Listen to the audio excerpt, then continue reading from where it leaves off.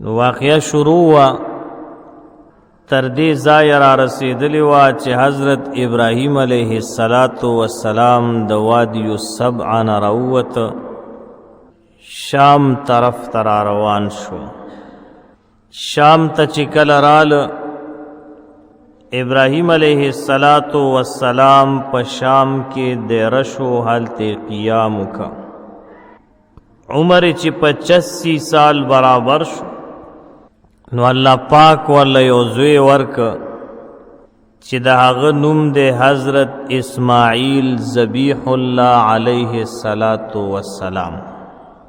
اسماعیل علیه السلام دا د بیبي هاجرې زوی دی، د هغې خادم زوی دی کومه چې ابراهیم علیه السلام ته هغه بادشاه هبه کړې وه.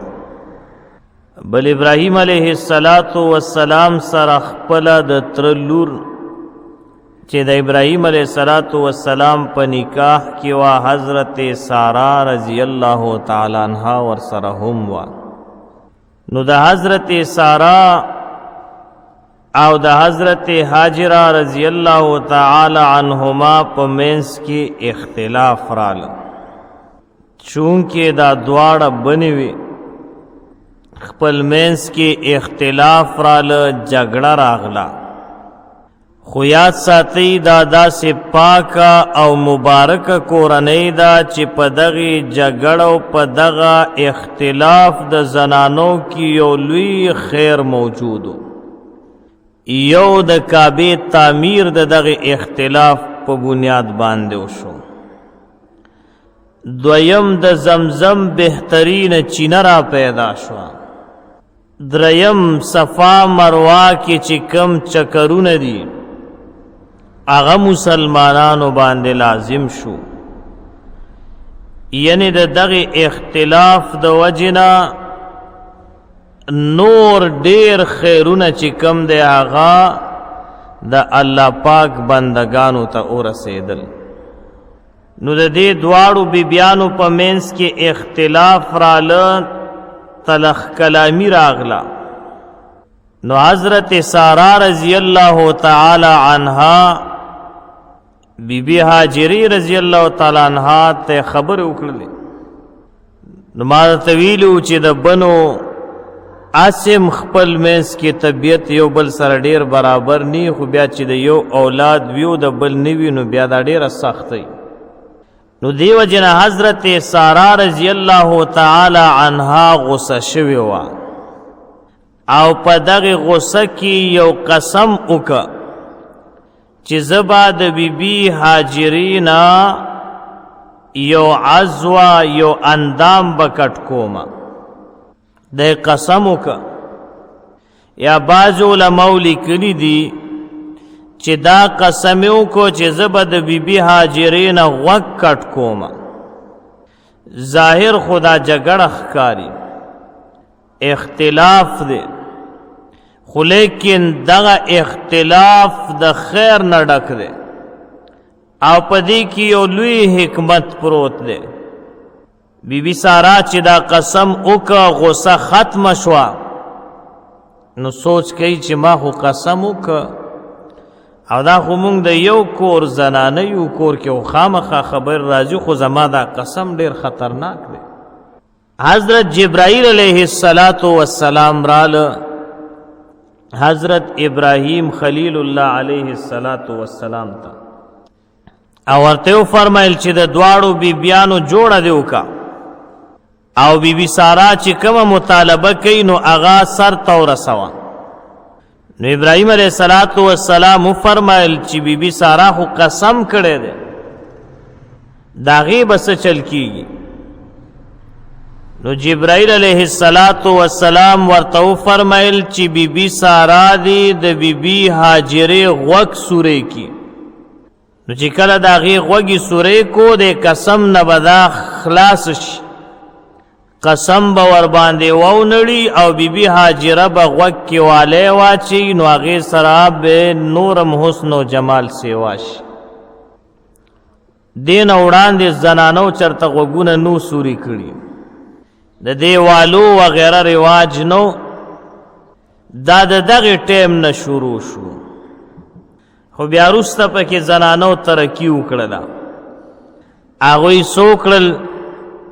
پوزې م سورۍ کړلې، بیا په هغې کې میخکیو پیزوانونه یې واچول. دا صحیح نه دي.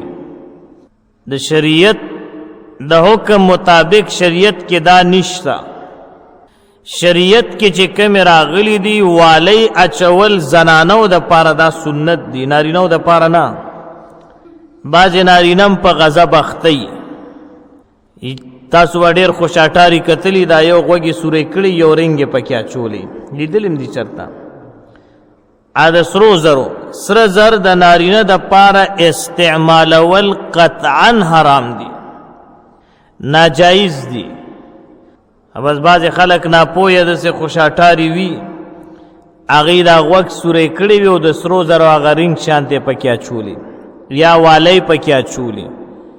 جدا ولې وي دا رسېدلی دی، ځکه یې والی اچولې ده. نو والی زنانو د پاره استعمال د دی دا سنت دی. د قرنګ هار اچول دام سنت دی. د نبی کریم صلی الله علیه وسلم بیبیانم اچولې دی، خصوصا حضرت عائشہ صدیقہ رضی الله تعالی عنها. او د قرنګ لاسو کې دا بنگړي اچول. دا درې قسمه څیزونه باقی پوزه کې میخکي اچول، پترې چې ورته وي، یا پیزوان اچول، دا صحیح نه دي.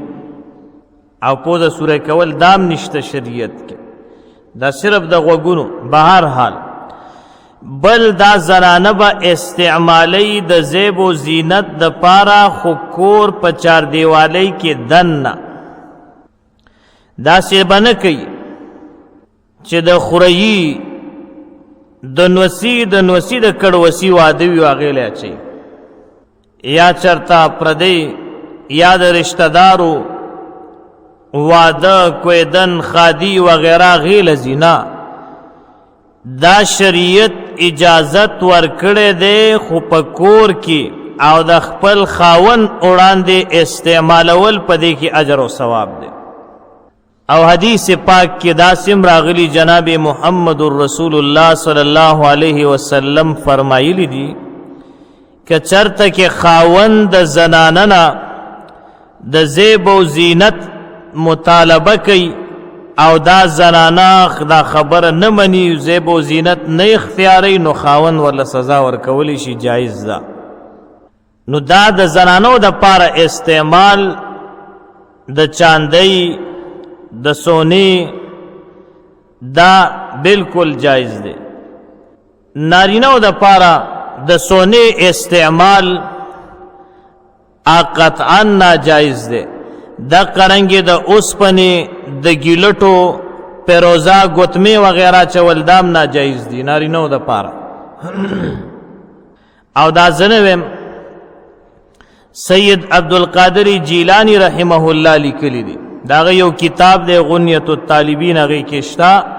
او په دې باندې ما وړاندې پورا بحث کړی دی که یو نارینا د چاندې ګوتما په دې ګوته کې اچوي، نو هغې د پاره شپږ شرایط دي. یو شرط پکې دا دی چې دې کې به غمې نه وي. پوهېږې په خبره باندې؟ نو دغه څیزونه خصوصا زنانو د پاره راغلي، زنانه به استعمالوي. اوس خو نارینه هم چې کم دی نو په یو ګوته کې د چاندۍ والی ورچولي، په بله کې د اوسپنې، په بله کې هغه مشکڼو مرو والی ورچولي، په بل کې هسې هغه تور ربړ شانتې ورچولي، لاسونو کې تارونه ربړونه، پوهېږې په خبره، په غاړه کې لاکټونه. دا ناجایز دي. دا چې کم سړی چې یا په خود نی. بهر حال نو زنانو د پاره استعمال. نو حضرت سارا رضی الله تعالی عنها قسم کړو، هغه قسم دغه څه ختم شو. نو بی بی هاجری بیا غوږ کې والی واچولې، جوړه وشوه. خو بی بی سارا فرمایل چې جوړه خو شوه، خو لیکن دا کور دی، اوس څه دی کور. او په یو کور کې زمونږ د پاره اوسېدل ګران دي، بیا به داسې خبرې راځي او بیا به مې چېرته قسم کړی، نو لہذا زمونږ د دواړو د پاره جدا جدا اوسېدل پکار دي. نو دغه مطالبه بی بی سارا وکړله. ابراهیم علیه السلام فرمایل چې ټیک ده. نو سم کده یو کس دو بیبیانی وي، دو ودونه کړي، دو نکاحګانې کړي او پکې یوې بیبي مطالبه وکړله، نو خاون باندې دا واجب دی چې دواړو د پاره به جدا جدا کوره، د یو به جدا کوري، د بل به جدا کوري، او د دواړو به پوره خیال ساتي. ځکه چې د دواړو پوره خیال نه ساتي، نو داسې کس د قیامت په ورځ چې راپورته کیږي، نو په یو طرف به فالج والی وي، دا یو طرف به اوچ وي. داسې به نه کوي چې یو بیبي له د 10 روپو څیز او بلې له د 1000 روپو راوړي، یو د پاره باټا کې سب پیزار اخلي او بل له پلاستیکي اخلي، یو له 10 روپے غز جوړه راوړي او بل چې کم دی 1000 روپے غز جوړه راوړي. دا ناجایز دی.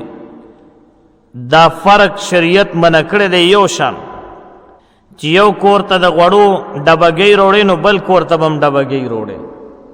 داسې نه کې چې یو ته ټیمګي را روان کړي، بل ته چې کم دی یو نیم کیلو چټاکۍ غوړي را روان کړي، نو پورا خیال بساته.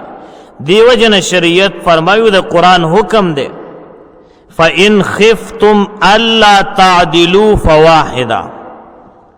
اللہ پاک فرمائی کہ چرته کې تاسو د بیبیانو په منځ کې عدل او انصاف نشئ کولی، نو بیا ستا د پاره یوه بیبي کافي ده چې د دویمې نوم په خوله وانخلي. نو اصل خبره د عدل او انصاف ده.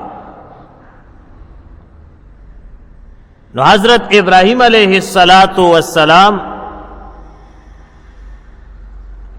دغه مطالبه د بیبي سارا هغه پوره کړله او حکم وشو.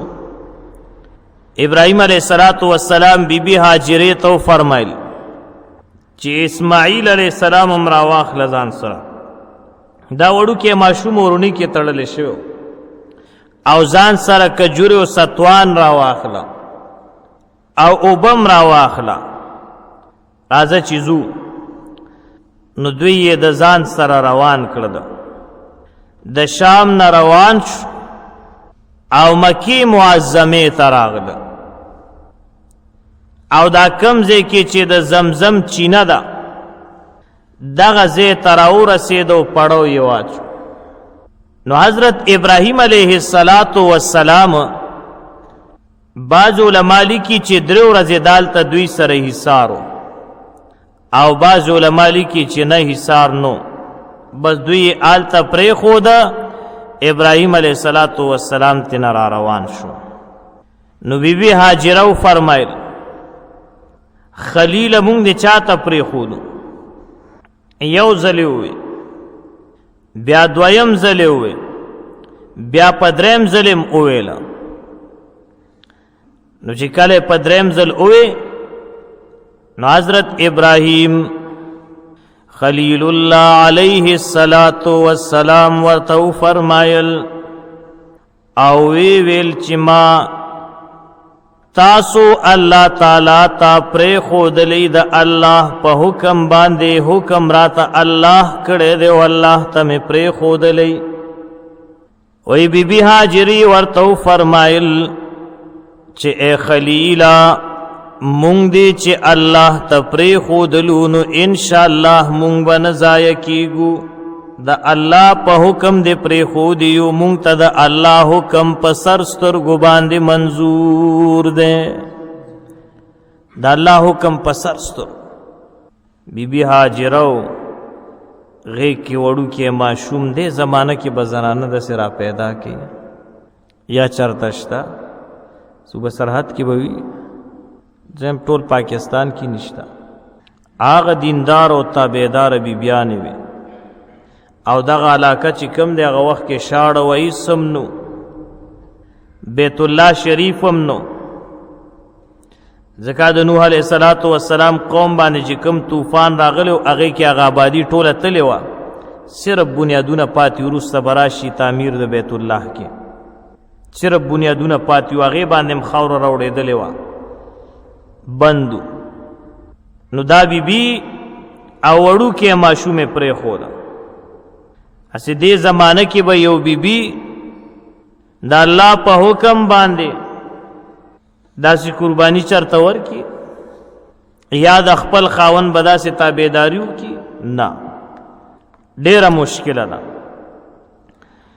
دوی یې دالته کې پرېښودل حضرت ابراهیم علیه السلام تینا واپس شو شام ته راغله اوس ابراهیم علیه السلام شام ته راله هلته ایثار شو دا خبره دلته پاتې شوه حضرت هاجره بی بی او اسماعیل علیه السلام د غزې کې دوی سره چې کم خوراک سکاکو کجوري او ستوان وغیره اوبه هغه 3 ورځې کار وکړو ختم شو چې هغه ختم شو نو بیبي هاجرم تګېده او لږم راغله او حضرت اسماعیل علیه السلام وړوکی ماشوم هغه تم تنده ولګېدله نو د ډېرې تندې د وجې نه به یې جړل او کله کله به د وړوکي ماشوم باندې بېهوشیم راغله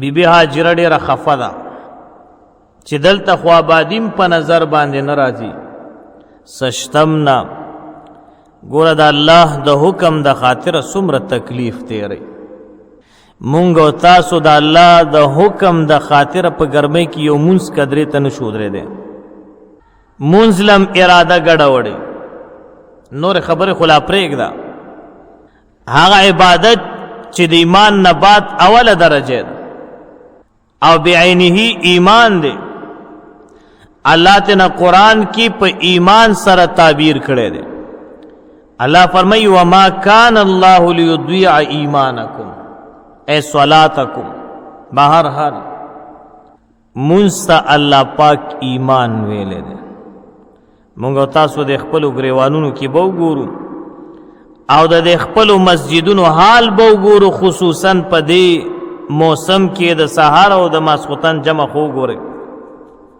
بعضې مساجدو کې خو داسې حالات وي چې دې موسم کې د اقامت د پاره به پکې سړی را پیدا نه کې نور خو لا پرېږده امام به ځان له ولاړي نو څه کې پیریانو ته به جمع کوي که خاپیریانو له به جمع کوي بهر حال دغه خلق په دین باندې مین خلق دوی سره د الله د حکم قدر او قیمتو د الله د حکم خیال ساتله بیبي هاجره دا تکلیف برداشت کړي پریشانی دا دغه پریشانی حالت کې دالته یو 2 ډیره کوي دي الله پاک دې مونږ او تاسو تم اخودلې کی یو ته صفا ویلې کیږي او بل ته مروه ویلې کیږي دالته کې الله پاک دې مونږ او تاسو بوزي دالته اوس شنه راډونه لګېدلې دي دا حضرت اسماعیل علیه السلام دالته پرېښوده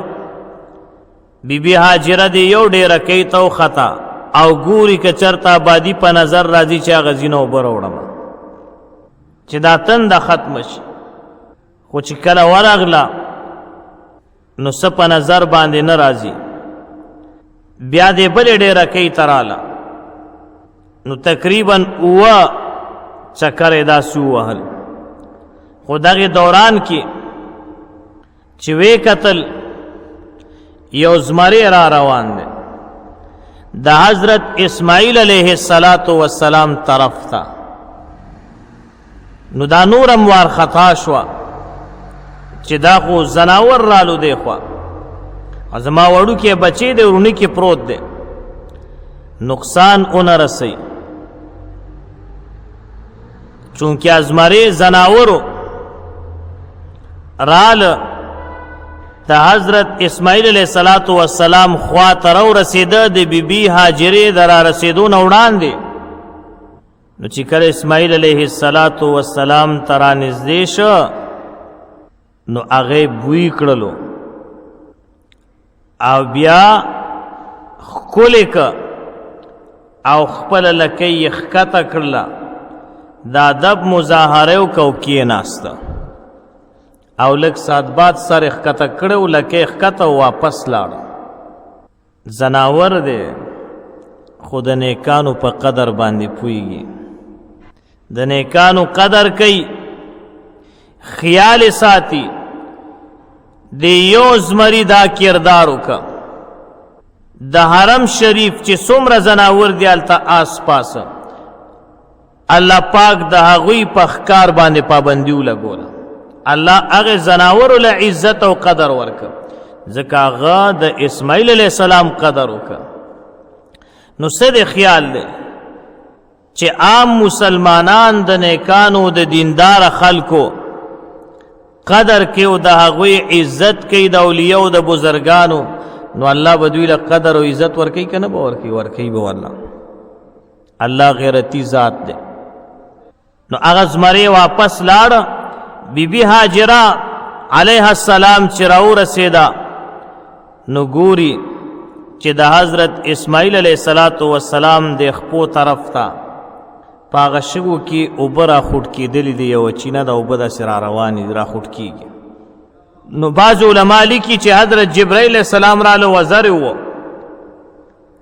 او بعض علما لیکي چې نه حضرت اسماعیل علیه السلام ته تنده لګېدلې و هغه چې کله خپې ووهلې هغه خپې مبارکې چې په دې شګو ولګېدې خو د برکت نه ډکې خپې وې او ولې بني زمونږ استاسو د محبوب پیغمبر جناب محمد رسول الله صلی الله علیه وسلم نیکه مبارک دی هغه خپې چې کله په شګو لګېدې هغې کې چینه راوخوټ کېدله هغه چینه چې کله راوخوټ کېده بیبي هاجره راورسېده ویې کتل اوبه راخوټ کېږي نو هغې ورته په خپله ژبه کې وویې زم ودرېږه ودرېږه زم څه معنی ودرېږه او غیر چاپیره ورته داسې د شګو بند واچو هغه اوبه ودرېدلې جناب نبی کریم صلی الله علیه وسلم فرمایي که بیبي هاجرې ورته نه وی ویلې چې زم نو دا اوبه به د عامو اوبو په شانې د دنیا هر ګوټ ته رسېدلې وي خو لیکن دا په ځای باندې ولاړې دي د زینه خوځینه ډېرو بادشاهانو او وزیرانو مالدار خلکو په کوشش وکړه چې د هغې نه پیپونه جاري کړي کور ته خو لیکن هغه اوبه جاري کېږي نه هغلته په ځای ولاړې کورونو ته څوک پیپ نشي بوتلی تا کتلی دی جي په ځای ولاړې دي بس هغې ورته ټیم سره وي چې زم ودرېږه او انتهایی برکتي اوبه دي په دې کې دا تندم ماتې او سړی مړی او حدیث پاک کې راځي چې په هر نیت دې وڅښلې هغه نیت باندې کافي کېږي د هرې بیمارۍ دپاره علاج هم دی او برکتي اوبه په دې وجه هم دي چې کله نبی علیه السلام معراج ته تله نو هغه ټیم کې حضرت جبرائیل علیه السلام ول اپریشن کو نو د اپریشن دپاره چې څومره سامان وا ټول د جنت نه راغلو د کوم ځای نه راغلو د جنت نه او اوبه د زمزم استعمال شوي نو پته ولګېده چې داسې برکتي اوبه هلته هم نشته زمزم والا اوبه برکتي اوبه دي پوهېږې په خبره باندې نو دغه چینه او دې سره بیا بیبي هاجره او حضرت اسماعیل علیه السلام ورسره او شپې ورځې تېرولې هذا واخر دعوانا الحمد لله رب العالمين سبحان ربك رب العزة عما يصفون وسلام على المرسلين والحمد لله رب العالمين درود شریف واییم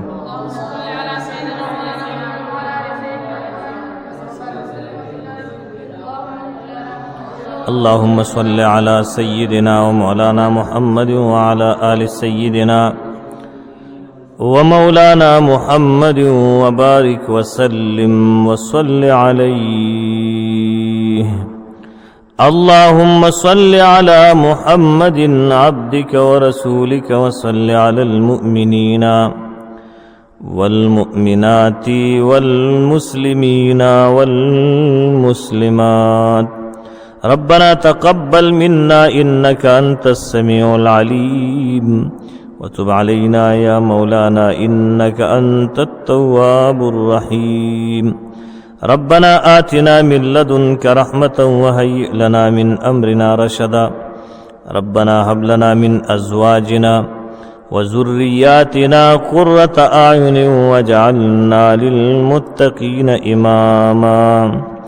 اللهم حبب إلينا الإيمان وزينه في قلوبنا وكره إلينا الكفر والفسوق والعصيان واجعلنا من الراشدين والحقنا بالصالحين. اللهم اهدنا ووفقنا إلى الحق وإلى طريق مستقيم ببركة قرآن عظيم. اللهم احشرنا مع النبيين والصديقين والشهداء والصالحين. وصلى الله تعالى على خير خلقه ونور عرشه وزينة فرشه محمد وعلى آله وأصحابه أجمعين برحمتك يا أرحم الراحمين.